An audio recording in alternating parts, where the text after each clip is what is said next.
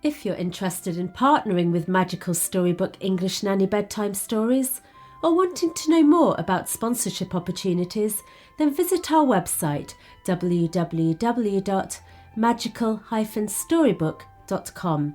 You can also download free read-along books to accompany our fairy tales. Welcome to Magical Storybook, a collection of children's stories from all around the world. Rumpelstiltskin. On the edge of a wood in a country far, far away ran a fine stream of water, and upon the stream stood a mill. The miller had a very beautiful daughter, and he was so proud of how clever she was, he would tell anyone that he met. But the miller sometimes got carried away with his stories, and one day, while the king was hunting in the wood, he told him that his daughter was so clever that she could spin straw into gold. Now the king was very fond of gold, and when he heard the miller's boast, he rubbed his hands together with greed. To the miller's shock, the king ordered the girl to be brought before him. She was then led to a chamber under the castle that was filled with straw. The only other thing in the room was a spinning wheel. The king ordered the girl to spin all of the straw into gold before the night was through. Otherwise, she would lose her life. Well, the miller's daughter begged the king for mercy and insisted that she did not know how to spin straw into gold, but the king slammed the chamber door and locked her in.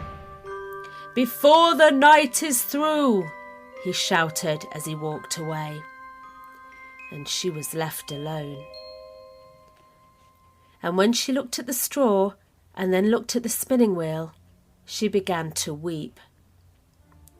She was still sitting in the corner of the room crying when she heard a scraping noise. As she looked up, she saw one of the stone floor tiles moving to the side.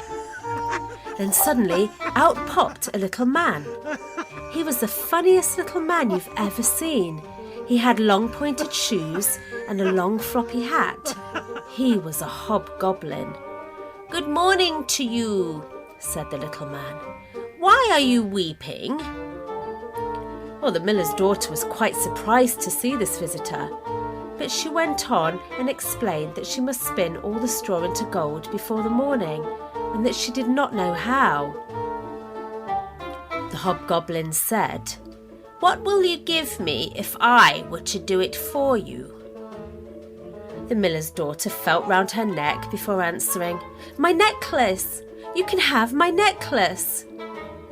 The hobgoblin took her necklace and sat himself down at the wheel and began to spin.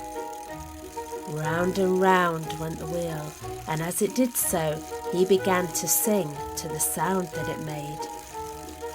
Round about,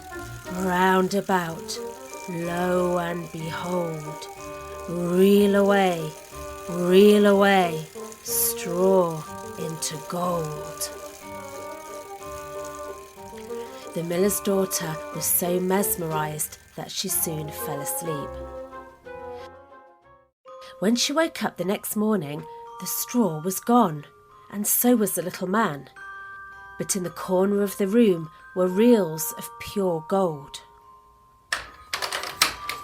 When the king unlocked the door and saw all the gold, he was overjoyed.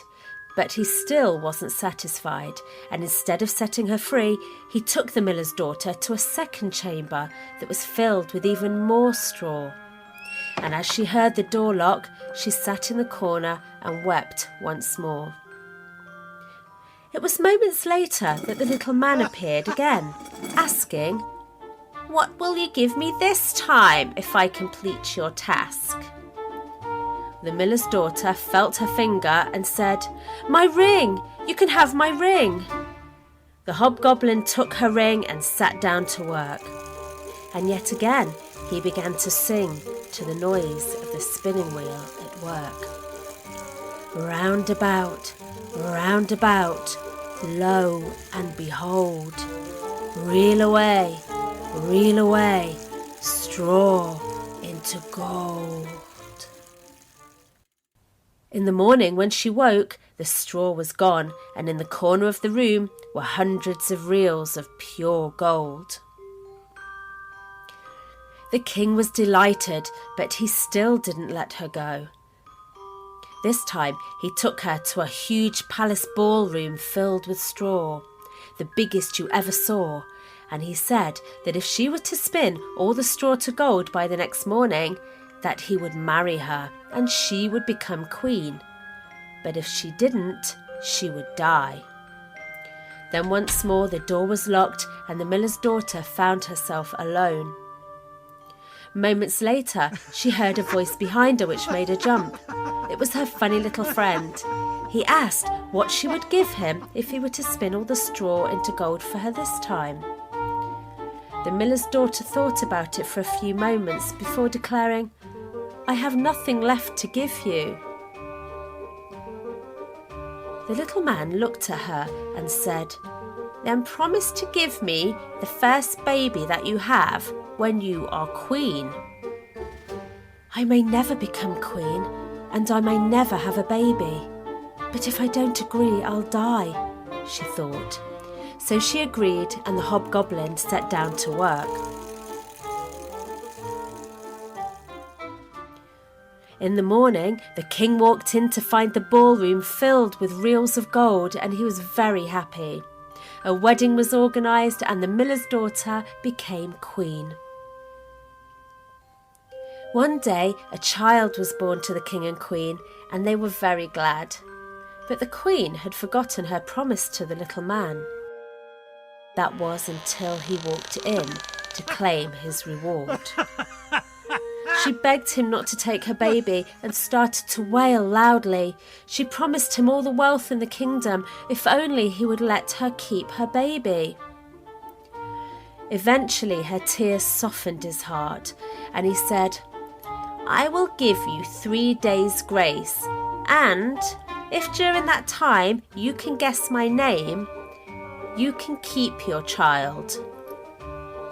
The queen agreed, and all night she sat up thinking of all the odd names that she had ever heard, and she sent messengers all over the land to find many more. The next day, when the little man arrived, she began to guess names. "Is it Timothy, Ichabod, Benjamin, Jeremiah?" And she continued saying all the names that she knew. But to each of the guesses, the hobgoblin replied, "Madam, that is not my name." On the second day, she guessed all the funny names that she could think of. "Is it Bandylegs, Hunchback, Crookshanks?" she asked. But to each of the guesses, the hobgoblin replied, "Madam, that is not my name." On the third day, one of the messengers came back and said, "I travelled for 2 days, and I did not discover any new names. But when I was on my way back to the castle, I climbed a high hill, and I walked among the trees of the forest when I saw a little hut. And outside the hut burnt a small fire. And around the fire, a funny little man was dancing on one leg and singing a funny song. Merrily the feast I'll make, today I'll brew, and tomorrow I'll bake. Merrily I dance and sing, for tomorrow will a stranger bring. For little does my lady dream, that Rumpelstiltskin is my name." Well, when the queen heard this news, she jumped for joy and prepared for the little man to arrive. She invited the whole of the court to come and enjoy the fun that was about to happen, and the nurse held the baby as if preparing to give it up. When the hobgoblin arrived, he was laughing loudly at the thought of taking the queen's baby to live with him in the woods. And he cried out, "Now, lady, what is my name?" The queen pretended to be confused and said, "Is it John?" "No, madam," he replied. Is it Tom?" "No, madam." He laughed once more. "Is it Jemmy?" "It is not." Ha ha ha. And this time he rubbed his hands with glee. "Then could it be Rumpelstiltskin?" said the Queen slowly and smiling.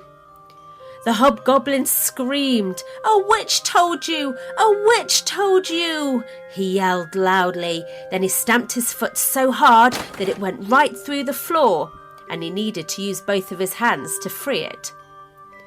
Then he stormed out of the castle.